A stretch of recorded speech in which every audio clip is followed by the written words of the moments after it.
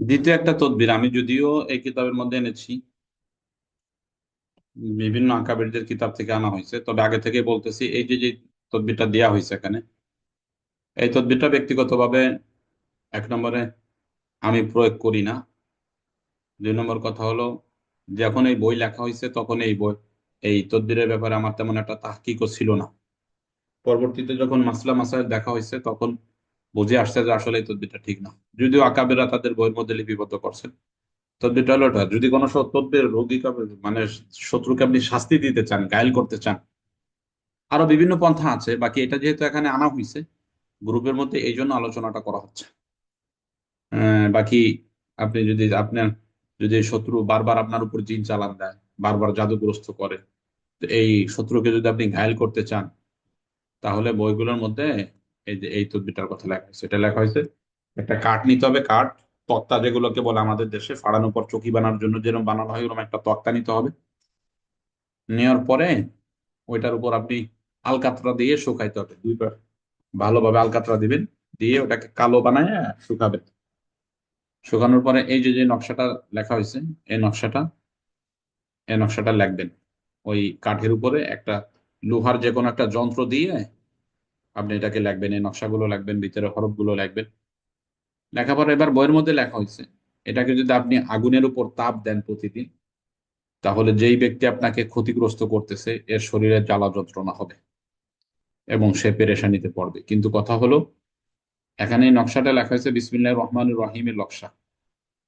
বিসমিল্লাহির রহমানির রহিম স্বাভাবিক অবস্থায় কোরআনুল কারীমের আয়াত, ইন্নাহু মিন সুলাইমান ওয়া ইন্নাহু বিসমিল্লাহির রহমানির রহিম, এখানে বিসমিল্লাহির রহমানির রহিম পরিপূর্ণ আছে। তো এই বিসমিল্লাহ কোরআনের আয়াতের ব্যাপারে কথা হলো, কোরআনুল কারীমের কোন আয়াত অথবা আল্লাহ তাআলার কোন সিফাতির নাম, এগুলাকে তদবির আকারে কি পুরানো যায় কিনা, এ ব্যাপারে ফতোয়ার কিতাবের মধ্যে লেখা হয়েছে যে এগুলাকে পুরানো না যায়। তো সেই সুবাদে এটা যেহেতু বিসমিল্লাহর নকশা, এই জন্য এটা যদি আমরা বইয়ের মধ্যে আলোচনা করেছি, বাকি এটাকে প্রয়োগ করতে যায় না, কারণ এটাকে নাজায়েজ লেখা হয়েছে কিতাবের মধ্যে, যেহেতু পরবর্তীতে বুঝে আসছে, এই জন্য আগে থেকে ওই আলোচনাটা বইয়ের মধ্যে ছিল। কিন্তু উৎকৃষ্ট আমল হলো উলামা ইকরামের জন্য, মাদ্রাসার জন্য, প্রতিষ্ঠানের জন্য উৎকৃষ্ট উপায় হলো সূরা লাহাবের আমল এবং এই যে জুবান বন্দের তদবির, যেটা দেখানো হলো আর কি, কই গেল, এই যে জুবান বন্দের তদবির, এটা আর সূরা লাহাবের আমল, এই দুটো তদবির উৎকৃষ্ট। এটা কত ভালো কাজ করে যদি আপনি জজবার সাথে কাজটা করতে পারেন। আমি ওই যে কুশলী মাদ্রাসায় থাকা অবস্থায় আমরা একসাথে চাকরি করতাম। পাটগাতিতে আমার এক উস্তাদ হুজুর ছিলেন, আমরা একসাথে চাকরি করছি। উনি একটু প্রবীণ, আমি নবীন ছিলাম। তো উনির বাড়ি হলো বার্মাই, কক্সবাজারে এসে ওনার পিতা বাড়ি বানাইছে। সেখান থেকে উনি এসে গোপালগঞ্জে বিবাহ করছে টুঙ্গিপাড়াতে। তো এখানে জমি কিনে এখানে থাকে, বাড়িতে একটা মহিলা মাদ্রাসা করছে। তো মহিলা মাদ্রাসা করলে বাকি ওই মহিলা মাদ্রাসার পাশের বাড়িতে, মানে প্রতিবেশী যে, ওই মহিলা চরম বাজে মহিলা, এবং ওই পুরুষটা অনেক খারাপ। এরা করে কি, প্রতিদিন হুজুর কয়েকদিন পর পর ওনাদের বেড়াকে আধা হাত করে সরায়, মানে হুজুরদের জায়গা দখল দেয়, মাদ্রাসার জায়গা, এটা আধা হাত এক হাত করে এরকম দখল দিতেছে। মানে আস্তে আস্তে বিষয়টা এমন হয়ে গেছে, হুজুরের জঙ্গিবাদী, হুজুরের বারমাই, ওকে পুলিশে ধরাই দিবে, এরূপ একটা অবস্থা সব সময় চলতেছে। মানে হুজুরের কোনো না কোনো সবসময় এক পেরেশানি মাথায় রাখতে হবে। তো একদিন করছে কি, অনলাইনে আগাইতে আগাইতে এক হাত সামনে এনে বেড়া দিছে। তো হুজুরা করছে, হুজুর রাগ করে করছে কি, এগুলো সব উঠে ফেলছে। উঠে ফেলালি এরা তো হুজুরে ভোবো করে খুঁজে বেড়াইতেছে, হুজুরে মারবে, এরকম একটা অবস্থা। পরে আমাদের মাদ্রাসায় আসছে হুজুরে খোঁজার জন্য। তো হুজুর তো সেদিন বুঝছে আলেম মানুষ যে ওরা ঝামেলা করবে, এই জন্য উনি করছে কি, ওই দিন আর মাদ্রাসা না থেকে চলে গেছে গোপালগঞ্জ। তো যা হোক, তারপরে এই শত্রুতা এইভাবে চলতেছিল, হুজুরে পুলিশে ধরাই দিবে, পাইলে মারবে, হ্যান করবে ত্যান করবে, এই অবস্থা চলমান। তো হুজুর একদিন আসলেন যে হুজুর, পেরেশানি তো দূর হচ্ছে না, আসতেও মন চায় না, তারপরে আসলাম, কি করা যায় একটু দেখেন দেখি। কি সমস্যা শুনলাম, তা বললো এই বৃত্তান্ত। তো শোনার পর আলহামদুলিল্লাহ আমি ওই যে জুবান বন্দের ওই তদবিরটা প্রয়োগ করলাম, আর এই সূরা লাহাবের আমলটা দিলাম আলেম হিসেবে। তো হুজুর একে এটা দেওয়ার পরে আমি বললাম যে হুজুর এটা নিয়ে আপনি প্রয়োগ করেন, দেখা যাক কি অবস্থা হয় ইনশাআল্লাহ। তো উনি এটা প্রয়োগ করছে, প্রয়োগ করার কিছুদিন পরে পরে ওনারা করছে কি, সিদ্ধান্ত নিচ্ছে যে মহিলা মাদ্রাসায় থাকার ভালো ব্যবস্থা এনে একটা ভবন করবে। তো তো সারা গ্রামের মুরব্বীদেরকে দাওয়াত ঠাওয়াত দিছে। দেওয়ার পরে যখন আসছে, এখন জমি মাপতে গেছে, যতটুকু ওরা প্ল্যান করে বিল্ডিং করতেছে, তো জায়গা হয় না, আর একটু জায়গা হলে ভালো হতো। তো আলোচনার মধ্যে হুজুর ওই কিছু মুরব্বী থাকে না যাদের সাথে আলেমরা দুষ্টুমি টুষ্টুমি করে, কথাবার্তা বলে। তো একজন মুরব্বী তারা দুষ্টুমি করে কইছে কি, জায়গায় তো শর্ট পড়ে গেছে, তো আপনি একটু যায় ওই উনাকে কাছে জায়গা চান, উনরা হয়তো জায়গা দিতে পারে। মানে পাশের বাড়ি যেহেতু ওনাদের, ওনাদের যেহেতু এর সাথে জায়গা আছে, যারা হুজুরের জায়গা দখল দেয় তাদের ব্যাপার বলছে। তো ওই মুরব্বী বলতেছে, তা চাইলে কি হবে, আমি তো চাইতে পারি। তা হুজুর দুষ্টুমের কইছে, কোথায় যায় চান। তা মুরব্বী মানুষ তো, গেছে চলে তার বাড়ি। যায় তারপরে বলছে যে, শোনো, দুনিয়ায় তো কেউ থাকতে পারবো না, হুজুর তাই একটা মাদ্রাসা করতে আইছে, কিন্তু মাদ্রাসায় জায়গা শর্ট পড়ে গেছে, তোমার এখনই সুযোগ আছে, তুমি চাইলে মাদ্রাসায় কিছু জায়গা দিয়ে দিতে পারো। আর নয় পরবর্তীতে বিল্ডিং যদি হয়ে যায়, তোমার আর জায়গা কোনো কাজ আসবে না, লাভ হবে না, দিলে দিতে পারো। তো ওই জায়গার প্রচুর পরিমাণে দাম, যেহেতু টুঙ্গিপাড়া জেলা দিনে, থানা দিনে, তো ওই জায়গায় অনেক দাম। তো উনি গেলে দুষ্টুমি করছে, তো উনি যাই এরকম কইছে। কবার সাথে সাথে উনি আর স্বামী ছিল, ওই মেয়ে মহিলার স্বামী ছিল, তারা কইছে ঠিক আছে, আমাদের পিছন থেকে 2% জায়গা মাদ্রাসায় দিয়ে দিলাম। মানে আশ্চর্যের বিষয়, তা উনি মনে হচ্ছে যে মনে হয় দুষ্টুমি করে কইতেছে। পরে কয় যে, না দুষ্টুমি করে না, কালকেই দলিল, সমস্যা না, দলিল করে দিয়ে দিব মাদ্রাসা উপকৃত। পরে মাদ্রাসায় ওই 2% জায়গা উনি দিয়ে দিচ্ছে। বিষয়টা বোঝেন যে এতদিন ধরে মাদ্রাসার জায়গা দখল দিয়ে খাচ্ছে, 1 শতাংশের জন্য হুজুরে মার বেহান করবে, ত্যান করবে 1 হাতের জন্য, সে এখন 2% জায়গা দিয়ে দিচ্ছে মাদ্রাসা। দিয়ে দেওয়ার পরে এরপর থেকে ওই মহিলার হুজুরের এমন ভাবে ভক্ত হইছে যে মহিলার পরিবারের কোনো কাজই হুজুরের পরামর্শ ছাড়া হয় না, এরকম একটা অবস্থায় গেছে। তো এগুলো আমি মনে করি সূরা লাহাবের আমলের বরকত। যদি এখলাসের সাথে আকাবিরগণ যেভাবে বলা হয়েছে, বলছে, আমি সেইভাবে আপনাদেরকে শোনাইছি। তো এটা যদি প্রয়োগ করা যায়, আরো বহু জায়গাতে আছে যে সমস্ত জায়গাতে ফায়দা পাওয়া গেছে, তো এটা যদি এভাবে প্রয়োগ করা যায়, আশা করা যায় ভালো রেজাল্ট আসবে ইনশাল্লাহ। আজকে আলোচনাটা একটু সংক্ষিপ্ত ছিল, এই জন্য আমরা একটু সময় বেশি নিচ্ছি, আলোচনাটা কম হয়েছে। যা হোক, তারপরেও আজকের আলোচনা আমরা এ পর্যন্ত শেষ করতে চাচ্ছি। আমরা কিছু প্রশ্ন পর্ব নেই, তারপরে ক্লাস শেষ।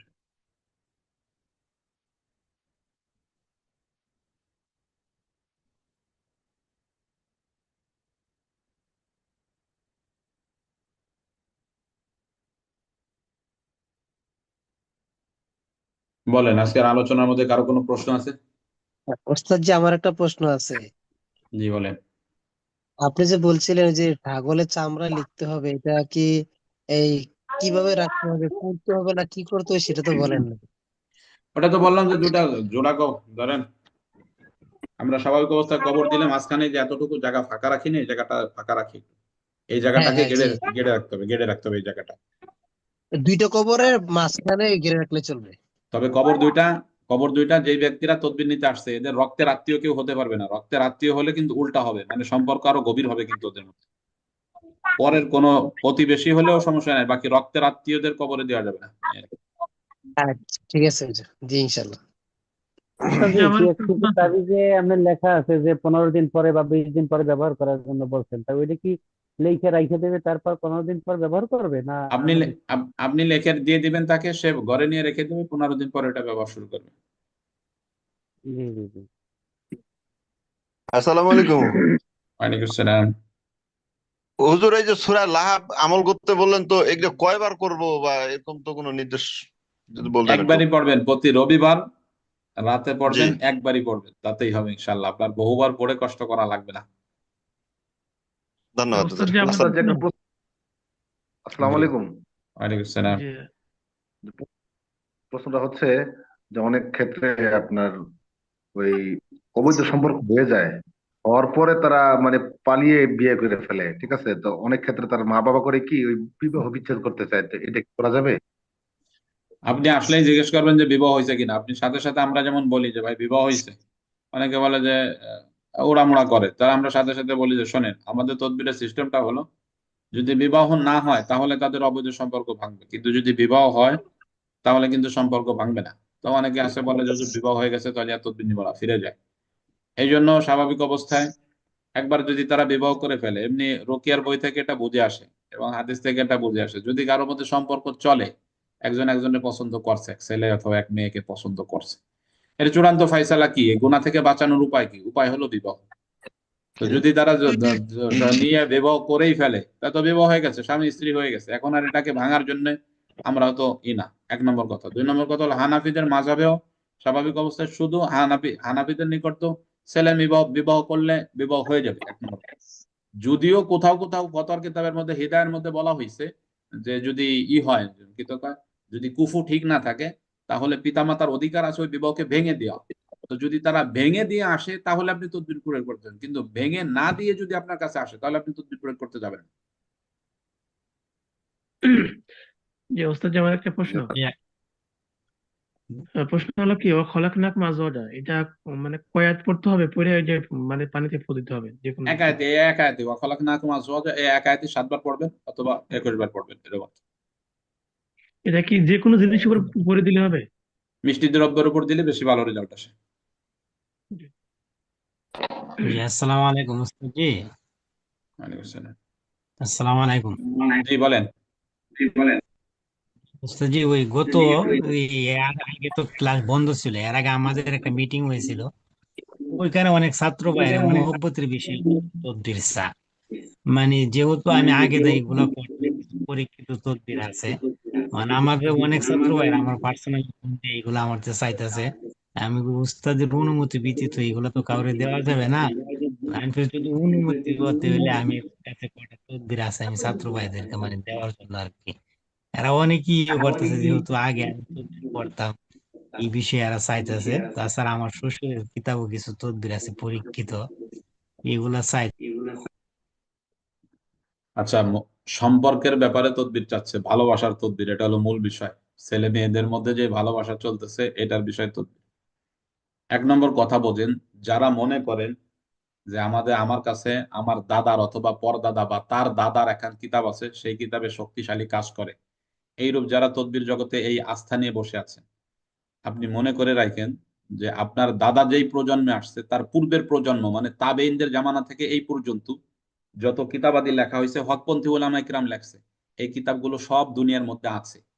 এর অর্থ এইটা না যে আপনার কাছে একটা কিতাব আছে ওইটা শক্তিশালী কিতাব আর কোন শক্তিশালী কিতাব নেই। এইরূপ ধারণা যারা করে আছেন এই ধারণাটা মাথা থেকে সরান, এক নম্বর কথা। দুই নম্বর কথা হলো, ধরেন আলহামদুলিল্লাহ আমি এই পর্যন্ত 10,000-এর ঊর্ধ্বে কিতাব পড়ছি, আলহামদুলিল্লাহ পড়ার সুযোগ হয়েছে কম বেশি করে। তো সেই সুবাদে এই সম্পর্কের তদবির গুলো কি আমাদের নজরে আসে নাই? আসছে। কিন্তু এগুলা নিয়ে আমরা কেন গবেষণা করিনি বা আমরা কেন কোর্সের মধ্যে আলোচনা করি না? একটা বিষয় হলো, এই প্রজন্মের মধ্যে ছেলে মেয়েদের মধ্যে যেই সম্পর্ক তৈরি হয় এটা শুধু সরাহাতান গুনার ক্ষেত্রেই তৈরি হয়, গুনাহ উপার্জনের জন্যই তৈরি হয়। এটা এমন না যে হালাল পথে তাকে বিবাহ করার জন্য সম্পর্ক। মাকতাবাতি একটা অ্যাপ আছে, অনলাইনে পাওয়া যায়, দেখবেন ওর মধ্যে লেখছে যে সম্পর্ক হওয়ার জন্য মানে সম্পর্ক বৈধ হওয়ার জন্য কি কি শর্ত আছে, তার মধ্যে দেখবেন অনেকগুলো 8টা শর্ত লেখছে ওরা। তো 8টা শর্তের মধ্যে দেখবেন লেখছে যে সরাহাতান মন চাইলেই তার সাথে কথা বলা যাবে না, তার সাথে দেখা করা যাবে না, এর বহু শর্ত দেওয়া আছে। তো স্বাভাবিক অবস্থায় এই শর্তগুলো এই প্রজন্মের ছেলে মেয়ের সম্পর্কের মধ্যে পাওয়া যায় না। এখন যেই জায়গা সম্পর্কটা মানেই হলো গুনাহকে সংরক্ষণ করা, গুনার প্রতি উদ্বুদ্ধ করা, সেই সম্পর্কের জন্য আপনি একজন আলেম হয়ে কিভাবে আপনি তদবির প্রয়োগ করতে পারেন, এক নম্বর কথা। দুই নম্বর কথা হলো, যেহেতু সম্পর্ক বৈধ না, এখন আপনি এই জায়গায় তদবির প্রয়োগ করলে আপনার তদবিরে কাজ হবে না, এটাই স্বাভাবিক কথা, যেহেতু সম্পর্ক বৈধ না। আর আপনি একজন যেহেতু হকপন্থী রাকি বা মুদাব্বির, তো আপনার তদবির গুলো ওখানে কাজ করবে না। এখন আপনি বলতেছেন যে আমি করলি তো অনেক জায়গা হয়, ওইরূপ অনেক জায়গা হওয়াটা আপনি যদি একটু মাটিও একজনকে দিয়ে দেন যে এটা তাবিজের মধ্যে বইরে ব্যবহার করো তোমার সম্পর্ক ঠিক হয়ে যাবে, তো 20 জনকে দিলে 3-4 জন 5 জন দেখবেন যে সুস্থ হয়ে গেছে, ওই সুস্থ হওয়াকে চিকিৎসা বলে না।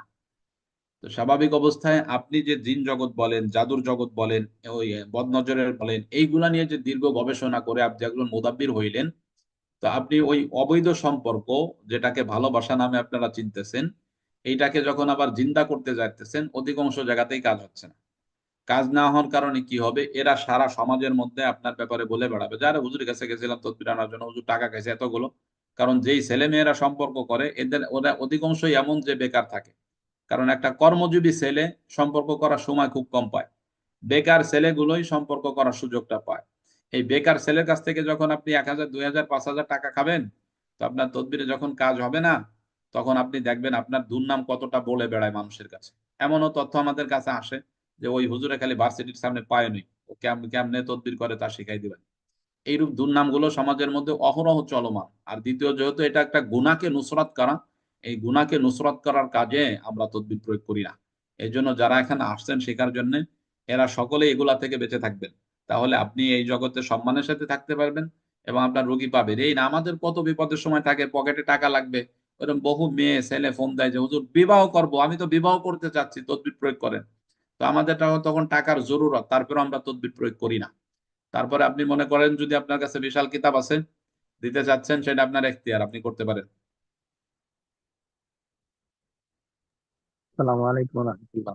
আনসার আমি তো অনুমতি এই ছাড়া জবান তো বন্ধ নকশাগুলা জি, আনসার অনুমতি হইতে হলে ছাত্র ভাইয়েরা আমি দিতে পারি। আপনার এখতিয়ার, পার্সোনাল আসসালামু ভাবে যদি আলাইকুম। কেউ চায় তাকে দেন। বাকি এগুলার ক্ষেত্রে আমি যেটা বললাম এর ঊর্ধ্বে যাইতে পারবেন না। আসসালামু ওয়া আলাইকুম আলাইকুম উস্তাদ। ওয়া রাহমাতুল্লাহ। ছিল ওয়ালাইকুম আসসালাম। আমার একটা প্রশ্ন আছে। আমার প্রশ্নটা হচ্ছে, আমরা তো আমল কয়েকদিন যাবত শুরু করছি। তদবির কি এখনই, মানে জিন দিয়ে তো আর এখন পারবো না, এখন অভিজ্ঞতা হয় না, দেরি আছে। কিন্তু ওই টুকিটাকি জিনিসগুলো আর কি, এম, এই জিনিসগুলো কি এখনই তদবির দিতে পারবো কিনা, নাকি ওই 40 দিনের আমল, এরপরে আবার 40 দিন, এরপরে 21 দিন, এগুলো শেষ করার পরে তারপরে শুরু করব, কোনটা?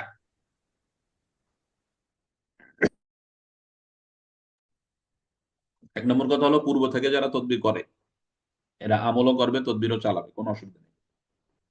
আর যারা একেবারেই নতুন হয়ে আসছেন আমাদের কাছে, একেবারেই নতুন, কখনো পূর্বে তদবির জগতে আগে থেকে কোনো ধারণা নেই, এদের জন্য প্রথম 40 দিন অপেক্ষা করা ভালো। আপনি প্রথম 40 দিন অপেক্ষা করেন, প্রথম 40 দিনের আমল শেষ হয়ে গেলে তারপরে করা শুরু করবেন, এবং তদবির করাকালীন অবস্থায় দ্বিতীয় 40 দিন, তৃতীয় 21 দিনের আমল শেষ করবেন। নতুন যারা আছেন একেবারে প্রথম 40 দিন শেষ করে নিলে ভালো হবে। উস্তাদ জি, আমার একটা আসসালামু প্রশ্ন ছিল। আলাইকুম। আসসালামু আলাইকুম। ওয়ালাইকুম আসসালাম।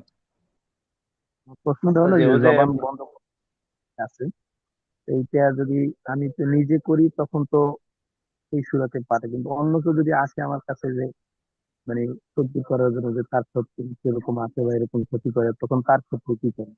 আপনি তাকে ওই জবানবন্দ তদবিরটা দিয়ে দিবেন, সে বাড়িতে নিয়ে ওইটা পাটার নিচে চাপাতে রাখবে, আর সূরা লাহাবের আমল করতে দিয়ে দিবেন। তো এই আলাদা আলাদা নামের কোনো প্রয়োজন নেই, মানে এরকম আপনি বলি। আপনি আপনি ওইটা যদি নিচে নাম লিখে দেন, তা তো নুরুন আলা নূর। যদি শত্রুদের নাম লিখে দেন, শত্রুদের নাম যদি নিচে লিখে দেন, না দিলেন, শুধু দিলের মধ্যে যদি থাকে যে এরা এরা শত্রু, এদের ঝামেলাগুলো বন্ধ করতে চাচ্ছি, তাতেও রেজাল্ট আসবে। তো তারপরে যে সুতা আছে না, সুতা যেটা এই এক আঙ্গুল বড় হয় ছোট হয়, এটা কি মানে কোন হিসেবে এরকম লম্বা হবে না পাশাপাশি ভাবে বড় হবে? এক আঙ্গুলে এভাবে বড় মানে হবে না, এভাবেই বড় হবে আর কি। জি, যেটা। উস্তাদ জি, জি, আহ, ও যে ফাটা বললেন, বাড়ির মধ্যে ফাটা, কোনো আমি তো অনেক সময় তো মাদ্রাসা মানে চাকরি করি, অনেক সময় মাদ্রাসা, তখন তো ইটটা ফাটা মিলতো না, তখন আমরা মানে কিরকম কি লাগে তা করা হতো? পাথর পাথর বুঝতে ব্যবহার কিছু করতে বলেন। পারবেন। বাকি এটা নির্জন স্থানে দিতে হবে, আপনার খাটের নিচেও দিতে পারেন, যেখানে স্বাভাবিক অবস্থায় মানুষ কম যায়। মানুষ কম যায় যেখানে, মানুষ জি, দেওয়া লাগবে না। জি। আর এই যে তদবির গুলা লেখছেন উস্তাদ জি, এগুলা কি ও বইয়ের মাঝে পাওয়া যাবে? আমরা যে বই আচ্ছা, অর্ডার গুলা করছি, এই বইগুলো আমার পাওয়া যাবে? আচ্ছা, আচ্ছা। আচ্ছা আচ্ছা আচ্ছা। আর এই আসসালামু সুতাগুলা কি আলাইকুম এই যে রহমতুল্লাহ। অনেক মানুষ ছোট আছে, তো বারবার কাটলে তো বারবার সুতা নেওয়া লাগে, এটা কি গিরে দিয়ে যদি চিহ্ন দিতে হয়? আরে সুতার অভাব আছে নাকি? সুতা আপনি পরিবর্তন করে নেবেন। আগে যদি নিতে পারেন ওইভাবে সমস্যা নেই, গিরান যদি আপনার সুবিধা হয় আপনি করতে পারবেন, কোনো অসুবিধা নেই। আসসালামু আলাইকুম রহমতুল্লাহ। ওয়ালাইকুম আসসালাম। হুজুর, আমরা তো এখানে যারা আছে সবাই মোটামুটি মাদ্রাসার সাথে সম্পর্ক। কিছু কিছু ওলামা কেরাম আছে যারা মাদ্রাসা দায়িত্বে আছে, তারা সহকারী শিক্ষকদের সাথে এরকম বদমেজাজ বা খারাপ ব্যবহার করে, বা তাদের সমালোচনা বাইরের মানুষদের সাথে করে। এই ব্যাপারে কি এই তদবির গুলা খাটানো যায়, বা সমস্যা হবে কি কোনো কিছু? আপনি যদি মাজলুম হয়ে থাকেন, যদি মাদ্রাসার মোহতামেমরা যদি এমন মাজলুমি আচরণ করে, প্রয়োগ করতে পারেন, কোনো অসুবিধা নেই। এদের তো কোনো গুনাহ হবে না, হ্যাঁ? আরে মোহতামেম তো বর্তমান অধিকাংশ, কিছু তো ভালো, বাকি অধিকাংশ তো খুদ মনে করে বসে আছে, এরকম অবস্থা, তো আপনি কি করবেন? তখন তো আপনার খেদমতের জন্য করতেই হবে, কিছু করার নেই। এটা করার দ্বারা কি গুনাহ হবে হুজুর? বেশি ঝামেলা হলে কেন না, গোনা হবে? তাকে নিয়ন্ত্রণ করার জন্য এটা করবেন। ওই মোহতামিম সাহেব তো আমাদের সাথে যোগাযোগ করে, হুজুর দেন না, আমার এই উস্তাদ গুলো আমার সাথে আবার তদবির করতেছে কিনা, তখন আপনি কি করবেন? এরা তো আরো বেশি ভয়ে থাকে। বহু মাদ্রাসার মোহতামিম আছে, বহু মাদ্রাসা, মাদারীপুরে এক মোহতামিম আছে, আমি গেলেই কয় কিছু দেন দিয়ে আমার, অনেক উস্তাদ তো খেদাই দিয়া লাগে, দেন দিয়ে আমার তদবির টদবির করছে নাকি। তাহলে এরকম মানে জুলুম থেকে বাঁচার জন্য কি এই সূরা লাহাবের তাদবীর করতে পারি? করতে পারেন। হ্যাঁ আর হ্যাঁ যদি মোহতামিমের সাথে খাতের বানাইতে চান, যে জুলুম দরকার নাই, খাতের বানান, তাহলে ইয়া ওয়াদুদু শব্দ 1000 বার পাঠ করে যে কোনো খাদ্যের উপর জি, ফু দিয়ে ওটা মোহতামিম সাহেবের হাদিয়া দিয়ে, যে ধরেন আপনি স্ত্রী সহ খান, তাহলে আপনার সাথে একটা ভালো হৃদ্রতা তৈরি হবে। ইয়া হুদুদু না? যে 1000 বার পাঠ করে যে কোনো খাদ্যের উপর ফু দিয়ে মোহতামিম সাহেবকে খাওয়াইতে পারেন। এখানে তো আবার অনেক মোহতামিম আছে, তার বিরুদ্ধে আমিও তো মোহতামিম, কি আর করা যাবে। যাও। হযরত হারিকেন দিয়ে যে রোগ পরীক্ষা করে কি চিকনি লাগবে? তাতে আচ্ছা, চিকনি থেকে জরুরি। মুফতি আল আমিন ভাই, আপনি মনে হয় ক্লাসে নতুন অংশগ্রহণ করছেন, আপনার যদি কোনো প্রশ্ন থাকে পার্সোনাল ভাবে আমাকে ফোন দিন, সকালে আপনাকে বলে দিবানি, যত প্রশ্ন আছে পার্সোনাল ফোন দিন, ওগুলো সমাধান করে দিবানি, ঠিক আছে? আপনি পুরন ক্লাসের আসসালামু প্রশ্ন আলাইকুম করতেছেন তো? উস্তাদ জি। ওয়ালাইকুম উস্তাদ আসসালাম। জি, আরেকটা প্রশ্ন, ওই যে প্রশ্নের সম্মুখীন হই, বউ শাশুড়ি তো ঝগড়া লাগে বেশিরভাগ, and সেই ক্ষেত্রে করণীয় কি? বউ শাশুড়ির আলোচনা সামনে আসতেছে, এখনো স্বামী স্ত্রীর তদবির নিয়ে আলোচনা হয় নাই মনে হয় আমাদের, হয়েছে? আচ্ছা। আসসালামু আলাইকুম উস্তাদ জি, আমার একটা প্রশ্ন ছিল একটু ক্লাসের বেসিক, আমি একটু বলতে চাচ্ছি একটু জরুরি। জি বলেন। জি, আমার একটা রোগী আছে, একটা মেয়ে বাচ্চা, বয়স হচ্ছে 9 বছর। তো অতিরিক্ত জেদ, এত পরিমাণ জেদ, সবাইকে অতিরিক্ত মারধর করে, কেউ পারে না তার সাথে, এত পরিমাণ শরীরে তখন শক্তি এসে যায়। তো দেখা যায় এটা কি তদবির প্রয়োগ করা যায়, যে এগুলা আমি সমস্যা পাইছি। এখন প্রাথমিক চিকিৎসা কিভাবে থামানো যায় মারপিট গুলা? ওই বাচ্চাদের জন্য করণীয় হলো, ত শব্দ লিখতে হবে 9 বার, 7 বার ত, তাহলে হিয়া, এই হিয়া লিখতে হবে 7 বার। তারপরে কফ দাল ওয়াও সিন কুদ্দুসুন শব্দ লিখতে হবে 7 বার। তারা বিসমি শব্দ লেখে, ওই বাচ্চার নাম এবং বাচ্চার মার নাম লেখে, এটা তার শরীরে ব্যবহার করতে দিতে হবে। তাহলে ওই বাচ্চার ওই জেদ এবং রাগ এটা চলে যাবে। যদি রাগ বেশি হয়, তাহলে আল কাজিমিন আল গায়জ আল আফিন আনিন নাস আল্লাহু ইউহিব্বুল মুহসিনিন, এটা লিখে পানিতে ভিজায় খাওয়াইতে হবে, আর ওই তদবিরটা দিতে হবে, তাহলে ঠিক হয়ে যাবে। এটার আলোচনা যেহেতু সামনে আসবে, এই জন্য আমরা দেখাইতেছি না, মুখে বলে দিলাম, আপনার জরুরত হলে প্রয়োগ করে নিতে পারেন। আর যদি বেশি জরুরত হয়, জিন জাতির সব ক্ষমতা সেটার মধ্যে আছে, ওখান থেকে দেখে নিতে পারেন। আসসালামু আলাইকুম রহমতুল্লাহ। ওয়ালাইকুম আসসালাম। হুজুর, এই যে হাজিরাতের বিষয়ে যে হারিকেনের একটা পরীক্ষা দিছিলেন, এই হাজিরাতে মনে করেন যদি হারিকেন না থাকে তাহলে কাঠি বলছিলেন, এখন প্লাস্টিকের হারিকেন আছে যেগুলো মানে আসলে টিপ দিলে এই লাইটের মতন জ্বলে, এগুলা দ্বারা কি হাজিরাত দেখা যাইবো?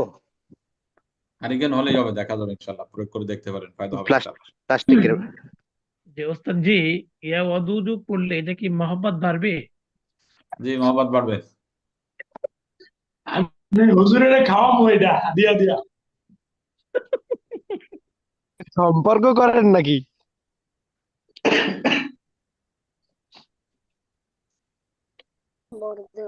ওস্তাদের সাথে সবাই ভদ্র আচরণ করি, খবরদার ইয়ে কি মস্কারি ওস্তাদের সাথে এমন কথা না বলি যাতে বেয়াদবি হয়, এই সেদিক খেয়াল শোনেন, রাখি। সবাই যে পিরসাব, সবাই যে, আমার কথা শোনেন, সবাই যে আমার সাথে পিরসাব করতেছেন, আমি কিন্তু কোনো পিরসাবওয়ালা হুজুর না, যে বিশাল কিছু বললে মাইন্ডে লেগে যাবে। ব্যস্ততা আছে, ছাত্র তো ছাত্র, সবাই আমরা এখানে আসছি মোজা করার জন্য উস্তাদ না। এখানে আমি ক্লাস করতেছি বলে বিশাল আল্লাহ মতো দাহান হয়ে গেছি, বিষয়টা এরকম না। যে কোনো বিষয় মাইন্ডের এখনো কোনো কথা নেই, প্রশ্ন হলে উত্তর দেওয়া হবে নর্মাল, বাকি কারো সময়ের প্রতি লক্ষ্য করে যেন সময় নষ্ট না হয়, কোনো অসুবিধা নেই। আসসালামু আলাইকুম উস্তাদ জি। ওয়ালাইকুম আসসালাম। ফাত্তাহুর আগে পেয়ে শব্দ ব্যবহার করা যাবে? কিসের আগে?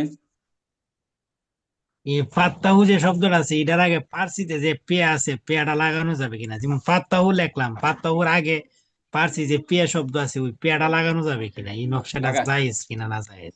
লাগাবেন কেন আপনি? কি বুঝাইতে চাচ্ছেন পে শব্দ দিয়ে, তাই আগে আমাকে তো বুঝাইতে হবে। জি না, হুজুর এটা কিতাবে আসছে, পে শব্দটা লাগাইলে তুলা রাশি দিয়া ওই তাবিজটা হাতে দিলে অনেক কিছু কাজ করা যায় তুলা রাশির মাধ্যমে।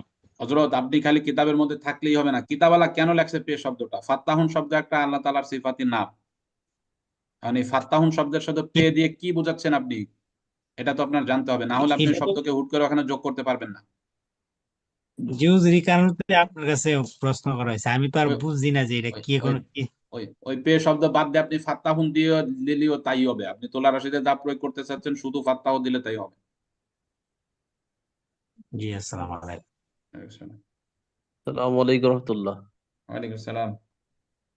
হুজুর, আজকে এই যে বিষয় নিয়ে আলোচনা হলো এই বিষয়েই যে আমার এক বন্ধু আমারে বলছে যে আরেক আরেকজন সাধারণ মানুষ, সে একজন পরকীয়ায় লিপ্ত হয়েছে, কিন্তু তিনার স্ত্রী বলছে এই যে স্ত্রী আছে সে তাকে ছেড়ে দেবে, দিয়ে তার সাথে পরকীয়া করছে, একে বিবাহ করার কথা বলছে। তাই ইনার যে স্ত্রী আছে উনি বলছে হুজুর কি করা যায়, তদবির কি দেওয়া যায়?